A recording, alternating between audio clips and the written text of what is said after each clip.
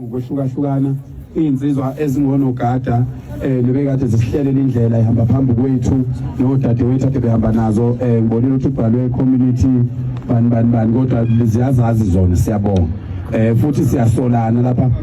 ngibuye ngayibiza ngayisola zavuma zabonga zaxolisa saqhubeka saphambili ngiyabona laba abantu esithi masihamba la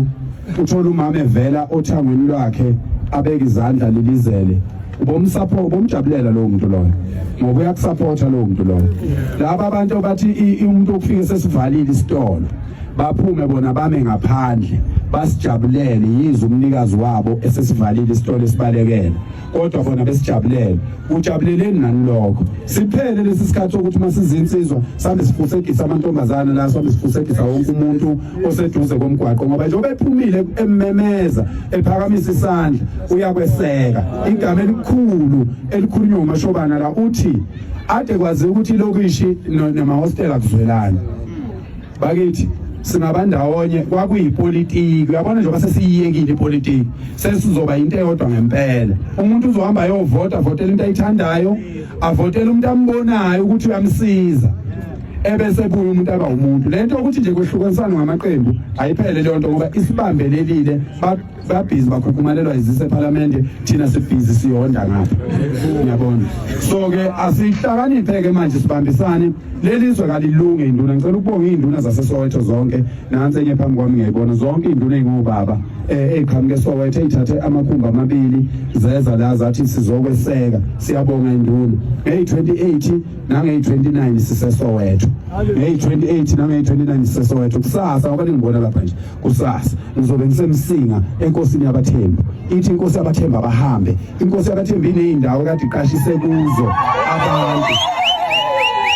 inkosi yabathembu kade iqashisile ithola imali njalo ngenyanga yathi kuzoqala mina ngithi abahambe kwezami indawo yabakhiphe endaweni zabo inkosi yasithi umphakathi nani wozani-ke nizosho okwenu kodwa siyakubonga lokho kwenziwa inkosi yabathembu emsinga kusasa nje kuyosa ngikhona ngeke ukholo ngempela kuyose ngisemthi ngeqe ihlahla kusasa nyobe ngeqe ihlahla nyobe ngikhona phela uma ngithi ngumosho odunga ulwandle angidlali ngamandla amaningi kakhulu nawe uyayibonela emthethweni yabona umhlaka 30 ke weyingane zakwethu akulona ilanga lesigameko sithi nje uhulumeni akasilalele enze lokho esicelayo sizolokhu simhloniphile silokhu simncenga bukani beningakanani more than 6000 wabantu anikaze none lutho pokungana abaholi benganilaleli ngoba nona ngalutho anikaze nibulale ngisho iwindi uyedwa nje ushaya irola dola phansi uyedwa nje ushaya irola dola nawo umbonile lapha so ke kodwa ke bafowethu siyakubonga lokho baproveni wrong baphoxeni bacabanga ukuthi ngomhla ka30 khona into wrong enizoyenza ningayenzi wensizwe ngigada makwerekwele wensizwe ngigada makwerekwele la ithembisi yekani wensizwe ngigada makwerekwele ungazi ukuthi ngiyadlala njani namhlanje ngiqala lento kwanongoma kwathiwa ngiyadlala kodwa uyayibona njani manje ngithi laba bagada amakwerekwele laba bakithi komsinga konquthu konongoma kwamaphumulo aba bagada nje abantu bokufika yekani ngisho nje ngoba ngimi kube ngiyathanda abe ngezokunye yekani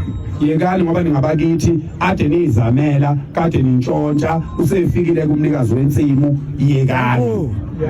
isizulu esengisikhulumayo yazi inkani-ke wena bokufica ukhamisile lapha ngaphandle ayizonto into abayibambe khona insizwa zonke iy'nsizwa nentombi nonke njengoba nila ake sihlaleni la sibone sotholani lapha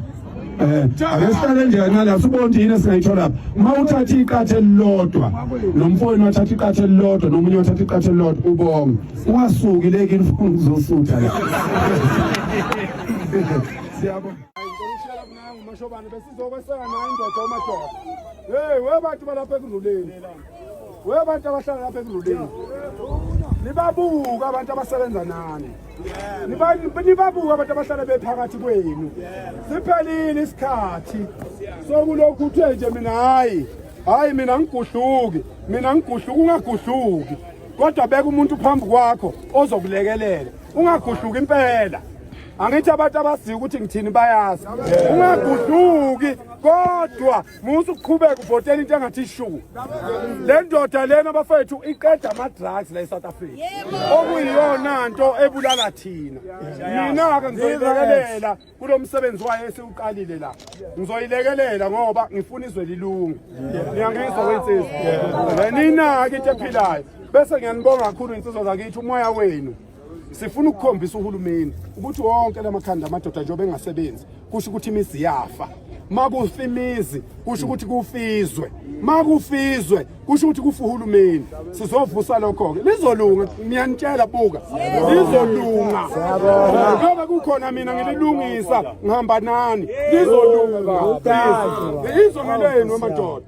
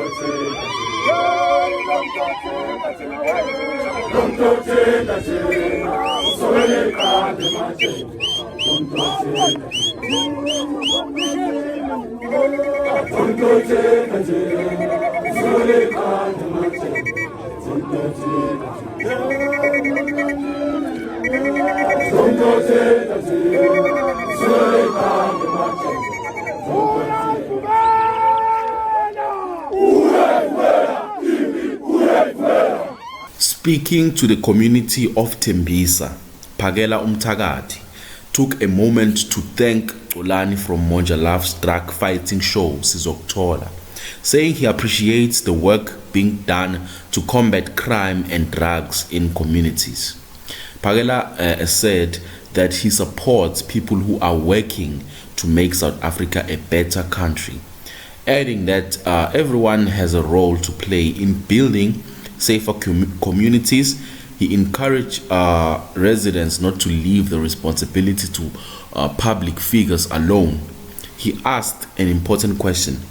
what are you doing for South Africa? He urged citizens to stand up for what is right, protect their communities, and help reduce crime wherever they live.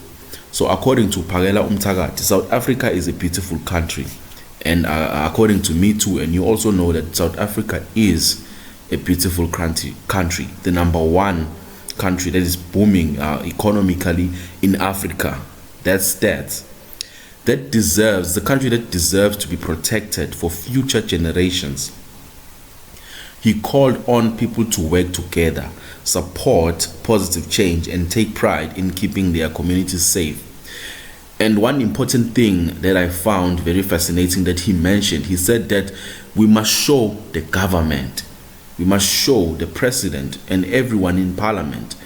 that these marches will remain peaceful as they've been peaceful As you saw, he showed a lot of gratitude to the community of Tembisa, as they were also very welcoming and happy to see Phakela Mthakathi and all the heroes who were actually fighting to combat crime in South Africa. So, but then what do you think about Phakela Mthakathi's message to the people of Tembisa? Let's have a conversation, because we do really read your comments, and we'd appreciate your likes. And please also subscribe to Mzansi Daily Affairs for everyday news, basically. So please subscribe if you're not subscribed to the channel. So also the notification, that bell thing there, please click it so that you get a notification whenever we drop a new video. Thank you.